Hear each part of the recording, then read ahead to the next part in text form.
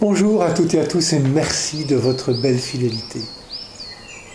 Si Jésus est accueilli par de nombreuses foules, il connaît aussi l'adversité. Certaines personnes malveillantes le mettent à l'épreuve en lui demandant d'accomplir des signes, comme s'il pouvait agir sur commande, comme s'il était un faiseur de miracles. Ces religieux sont dans la même attitude que le démon qui tente Jésus au commencement de son ministère, fait que ces pierres deviennent des pains. C'est du même ordre que fais des miracles, montre ta puissance, accomplis des signes.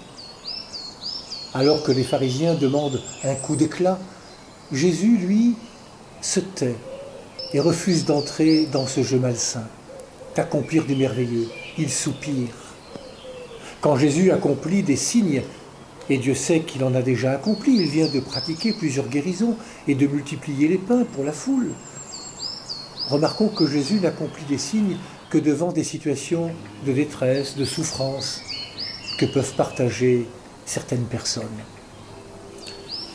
Le choix de Jésus n'a jamais été d'en imposer pour se faire remarquer, bien au contraire. Il fait le choix de partager notre existence pour qu'on puisse partager la sienne. Jésus est une personne à rencontrer. C'est dans la rencontre avec lui que pourra se creuser en nous la foi, la confiance.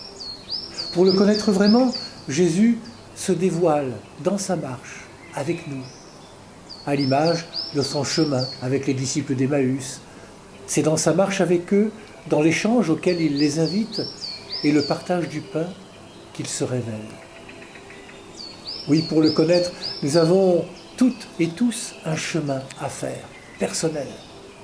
L'attente d'un signe ne doit jamais empêcher notre capacité à chercher, à penser, à réfléchir. Le chemin que Jésus choisit, c'est celui du dialogue. Oui, nous sommes appelés à entrer en dialogue avec lui pour rentrer dans la profondeur du mystère de Dieu.